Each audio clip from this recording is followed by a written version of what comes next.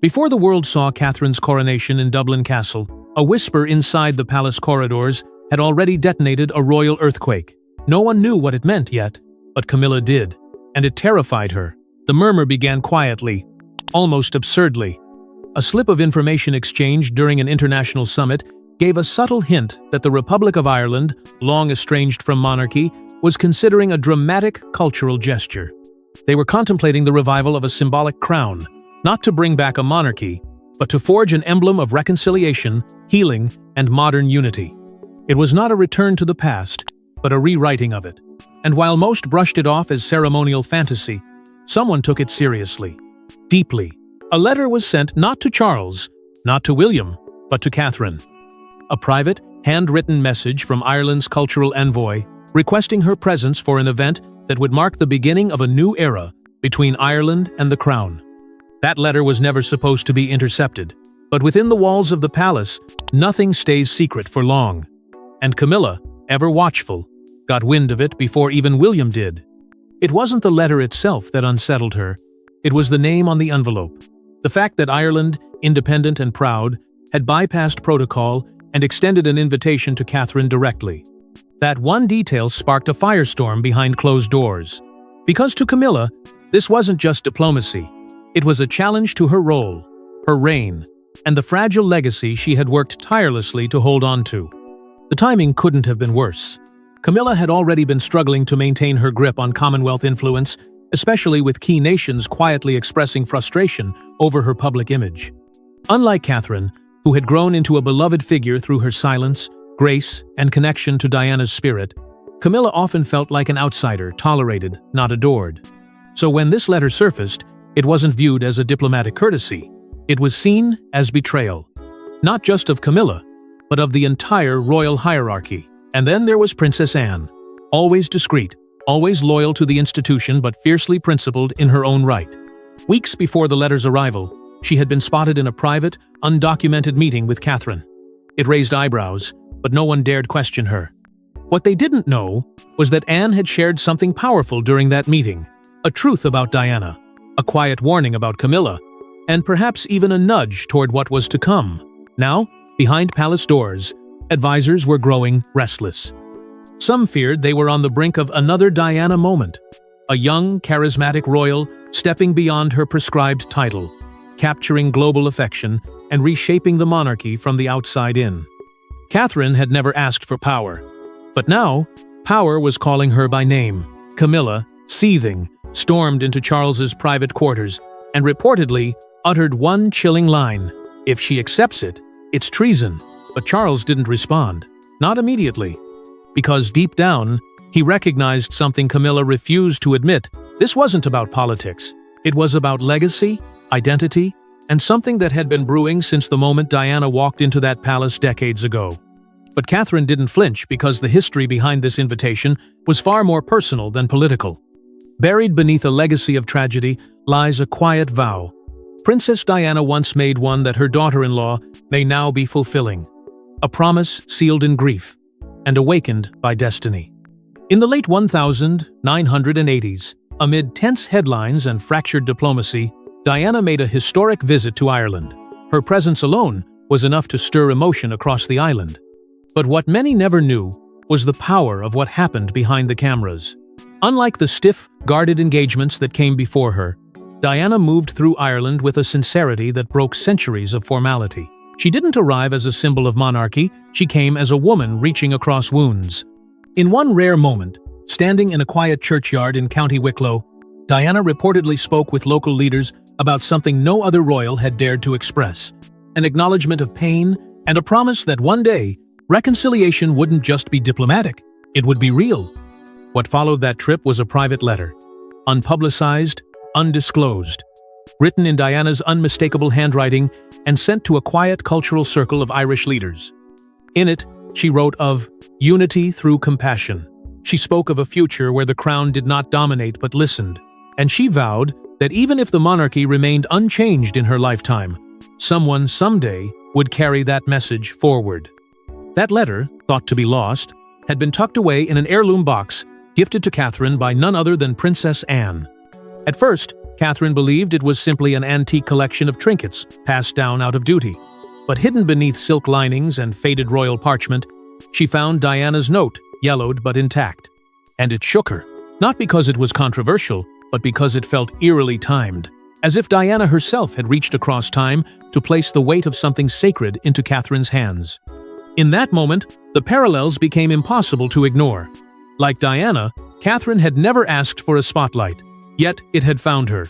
Like Diana, she had won over Ireland's hearts, not through speeches, but through sincerity. And just like Diana, she now stood at a crossroad between tradition and truth. The public's affection for Catherine in Ireland wasn't new. Over the years, her subtle gestures, her understanding of Irish heritage, and her warmth during every visit had laid the groundwork for something much larger. But no one, least of all Catherine, expected this to turn into an actual invitation to carry Diana's torch. And yet, that's exactly what the Irish crown represented. To the public, it may appear symbolic, just another ceremony. But to those inside the palace, it was something else entirely. A challenge to the established hierarchy. A crown that, if worn by Catherine, would not only honor Diana's legacy, but stand in quiet defiance of Camilla's entire reign. Because the Irish crown wasn't just history, it was Diana's silent rebellion being reawakened. And while Catherine found herself pulled toward Diana's unfulfilled legacy, Camilla began orchestrating a bitter plan to stop her. As whispers turned into planning, Camilla launched a silent crusade. Her target? Not just Catherine, but Ireland itself. The moment Catherine's potential involvement in the Dublin coronation ceremony became more than mere speculation, Camilla sprang into action. She didn't raise her voice or go public. She didn't need to. Her weapons were subtler connections, influence, and fear. Behind gilded doors, Camilla began calling in old favors, phoning diplomatic contacts in Ireland, attempting to portray the ceremony as a breach of royal neutrality. Her message was carefully veiled. Honoring Catherine would upset a fragile equilibrium, potentially inflaming political sensitivities between Ireland and the crown. She spun it as a gesture of caution. But everyone who knew Camilla understood this wasn't diplomacy. It was defense. Defense of her own slipping grasp on power. But Camilla didn't stop there. A leaked internal memo, quietly passed to a journalist with no byline, revealed something audacious. Camilla had floated an alternative name to represent the monarchy at Irish cultural events, Zara Tyndall. A respected figure, yes, but not a direct royal. Not someone with Diana's shadow or the world's adoration. It was a clear move to sideline Catherine, to replace legacy with compliance. The press didn't run with the story, but Catherine's team saw it and they understood immediately. This wasn't about Ireland anymore, this was personal. Then came the warnings. An anonymous source inside the palace, believed to be a long-serving member of staff, loyal to Princess Anne, contacted Catherine's inner circle. The message was brief but chilling. Sabotage is being prepared. Watch your calendar, watch your press, and trust no one around Camilla. Within days, Catherine's scheduled appearance at an overseas charity event was abruptly cancelled. No explanation given. And that was just the beginning. Suddenly, headlines began shifting. A slew of subtly negative articles started appearing in the tabloids. Catherine's distance. From Camilla raises eyebrows. Is the Princess of Wales overstepping her role? Dublin decision sparks royal division. The timing was too perfect, the tone too consistent to be random. Palace sources denied involvement, of course, but the pattern spoke louder than any official denial. Someone was pulling strings. And all signs pointed to Camilla's network. Behind the scenes, Prince William was breaking. Torn between his mother's legacy and his wife's dignity, between his father's silence and Camilla's growing rage, he said nothing.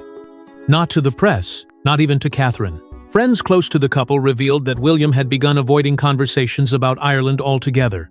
Not out of indifference, but out of fear. Fear of being forced to choose. Fear of tearing apart what was already so delicately held together. But Catherine didn't wait for permission. She didn't need rescue. The world had changed. The monarchy had changed. And she had changed. The girl who once quietly stood beside the throne was no longer willing to be cast in someone else's shadow. She had seen the games, understood the stakes, and made her choice. But Catherine was done being silent, and her next move would shatter centuries of royal silence. When Catherine stepped off the plane in Dublin, it wasn't just a royal tour, it was a declaration, and the Irish people responded with thunderous clarity.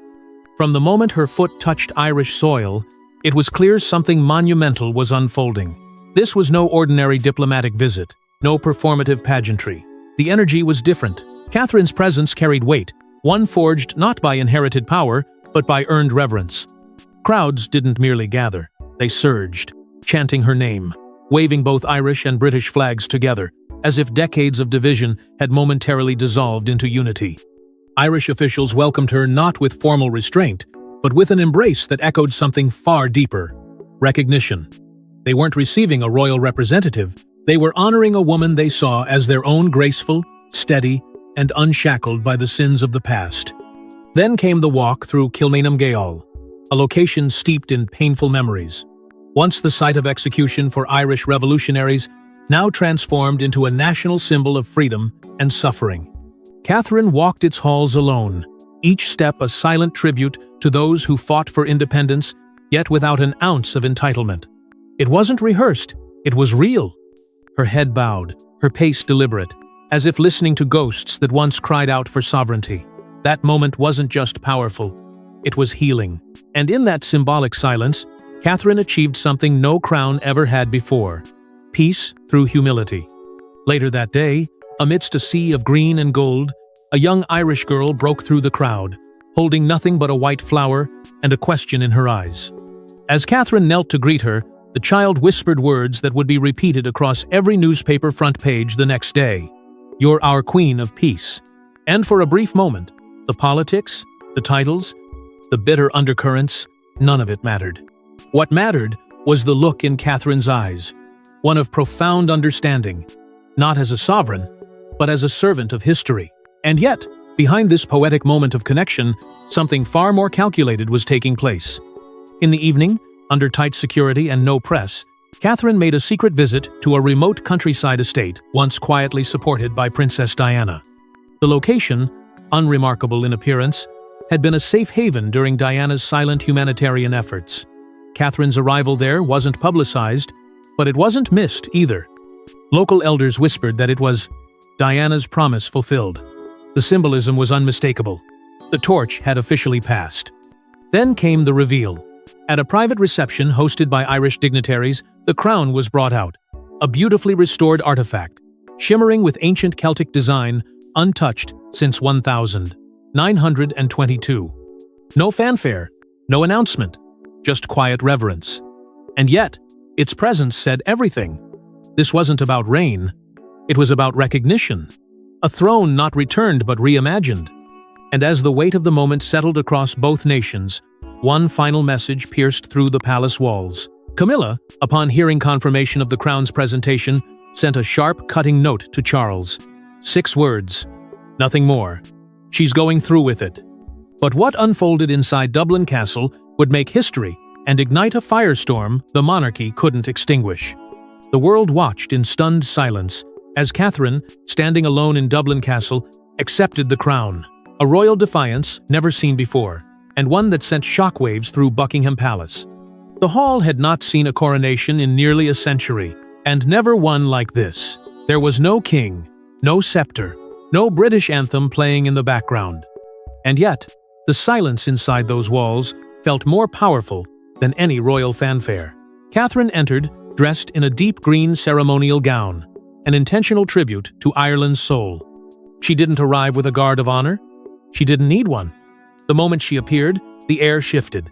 The past was being rewritten in real time. When the laurel crown, an artifact of ancient Irish unity, was placed gently upon her head, the room did not erupt. It inhaled. And outside, beyond the stone walls of Dublin Castle, thousands erupted into applause, their cheers echoing across the cobbled courtyard and beyond.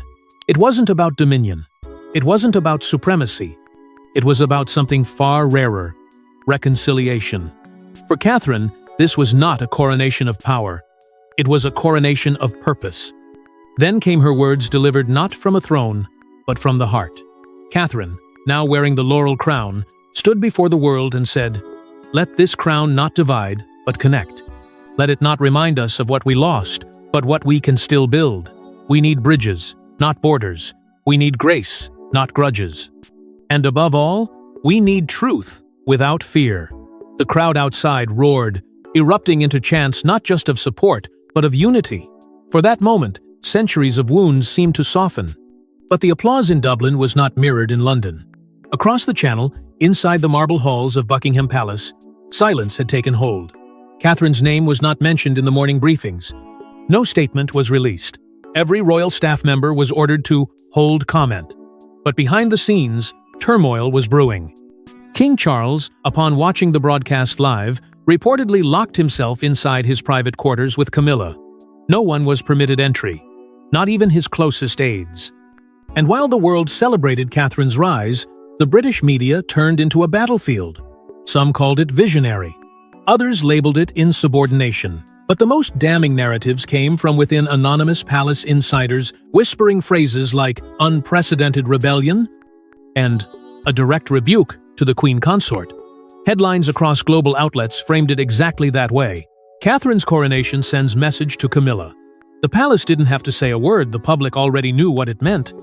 Yet, despite the fury erupting behind closed doors, Catherine remained silent. She did not apologize. She did not explain. She didn't need to. Because the message had already been delivered, not through confrontation, but through conviction. And in Dublin, that conviction had been crowned. But the true aftermath began not in Dublin, but in London, where royal tradition was about to rupture under pressure. Back at the palace, chaos reigned. Charles was speechless. Camilla was livid. But all eyes turned to one man who said nothing to Prince William. Within hours of Catherine's coronation in Dublin Castle, Buckingham was plunged into disarray. The ceremonial halls that usually echoed with order had become battlegrounds of whispered accusations and frantic strategy. Charles, visibly shaken, summoned his senior advisors into an emergency meeting, an unprecedented move for what was supposed to be a mere symbolic appearance. But no one in that room saw it as symbolic anymore. Catherine had crossed a line.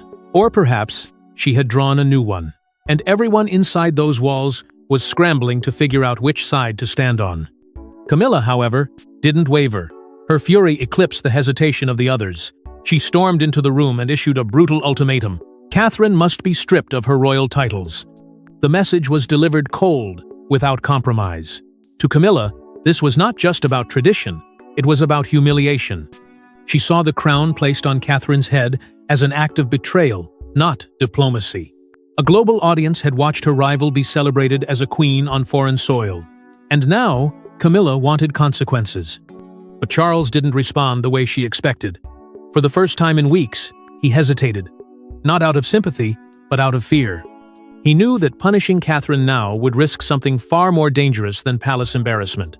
It would ignite a war within his own family. And the one person whose reaction mattered most hadn't spoken a word. William was nowhere to be seen during the initial fallout. While the royal advisors debated, while Camilla raged, he remained out of reach, walking alone through the gardens of Kensington Palace, head down, fists clenched. Witnesses said he looked like a man at war with himself. And he was. Because William stood at the epicenter of this storm, a future king bound by tradition, and a husband tied to a woman who had just rewritten it. He was trapped between loyalty to the crown and love for the woman who had just shaken its foundations. Then came the rumors. Murmurs leaked from within the palace walls hinted at something unthinkable. William may be considering stepping back from his public duties. The idea sent shockwaves through the press and political circles alike. Could the heir to the throne really walk away? Was the monarchy cracking under its own weight? The speculation spread like wildfire. Meanwhile, the UK itself was splitting in two. One side hailed Catherine as a visionary, finally bringing the monarchy into a new era. The other accused her of fracturing an already fragile institution. Parliament remained silent, but public opinion polls were anything but. Overnight, the nation had become a battleground of voices, some rising in admiration, others in alarm. And in the midst of it all, Princess Anne paid a quiet visit to William. The two spoke for nearly an hour, away from cameras, away from advisors. When she left, she didn't speak to reporters. But those who saw her said her eyes were red, her face shaken. Whatever passed between them wasn't protocol. It was heartbreak. But Catherine hadn't even seen the worst yet, because Camilla was preparing a final, ruthless response. In a shocking behind-the-scenes move, Camilla lays down her crown, or threatens to. Her condition, Catherine must renounce the Irish title or face exile from royal life. The warning didn't come through public channels or even a formal royal briefing. It came in the form of a handwritten note, delivered directly into King Charles's hands by Camilla herself. The tone was anything but ceremonial. In sweeping, jagged lines inked with fury, Camilla made her threat unmistakably clear. If Catherine did not disavow the Irish crown and apologize before the press, Camilla would abdicate her role as queen consort and leave Buckingham in disgrace. She accused Charles of allowing betrayal to thrive under his roof and declared that she refused to be humiliated on the global stage while he stood, frozen in silence. The leak came hours later. Someone inside the royal court, whether intentionally or by Camilla's own orchestration, passed the details of the ultimatum to the press. Headlines exploded. Camilla threatens palace exit amid Catherine uprising. Queen consort demands reversal, or resigns. For the first time in modern history, the monarchy looked fractured. Not from the outside, but from within its own throne room. Public opinion spiraled. Supporters of Camilla rallied behind her cries for order, while millions hailed Catherine's refusal to bend as a mark of bravery. Buckingham was no longer just a palace. It had become a battlefield. Then came the confrontation that royal aides have since called one of the most volatile moments of the modern reign. Behind closed doors, Camilla and Princess Anne clashed in a fiery exchange that would never make it into the official royal logs. Anne, a figure of steel loyalty to both tradition and integrity, allegedly told Camilla, "If you walk out, history won't remember your exit. It'll remember what Catherine stood for." The silence that followed was heavy, not because Camilla agreed, but because, for once, she didn't have a retort. The room had shifted, the old guard was splintering. Meanwhile, Prince William, still reeling from his own private torment, begged Catherine to reconsider. Not because he doubted her, but because he feared what would be lost.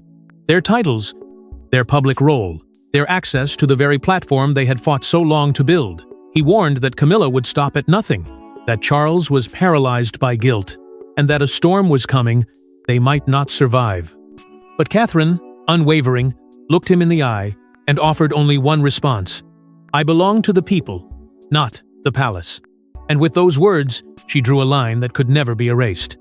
She wasn't just a royal consort anymore, she was a symbol, a force that neither Camilla nor the crown could silence. Then, as if fate itself were intervening, a document surfaced, an unearthed letter written years earlier by Queen Elizabeth herself.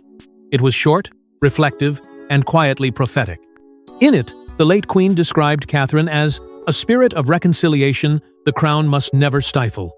Those words, never meant for public eyes, reached Charles in the moment he needed them most. But they did not ease his burden, they deepened it. And then came the final crack, the moment Charles had to choose between his wife and the future queen of the people. In the quietest room of the palace, a king broke down. What he did next would alter his legacy and Catherine's destiny forever. Charles had held himself together through years of scrutiny, scandal, and shadow, but nothing had prepared him for this. Alone with Queen Elizabeth's letter still trembling in his hand, the words seared into his memory, he felt the full weight of history pressing down on his chest.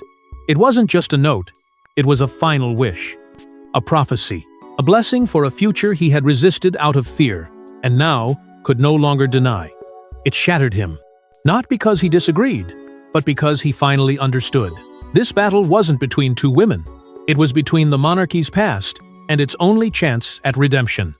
Unable to delay the reckoning any longer, Charles made a decision that no monarch before him had dared. He summoned both Camilla and Catherine to the same room. No press, no advisors.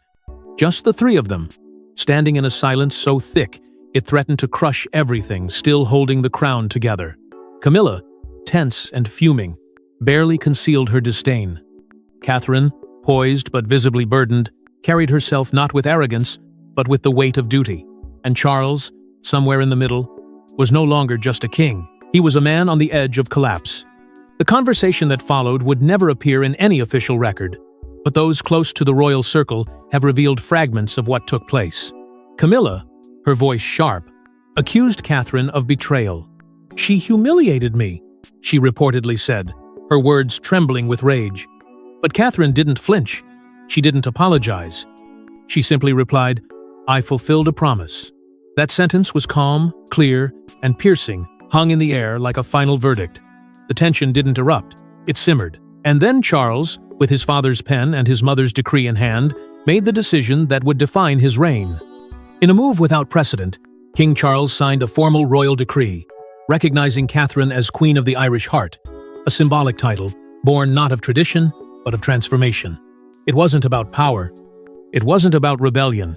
It was about acknowledging the will of the people and the truth that no crown could suppress. That Catherine had transcended the palace. She had become something more.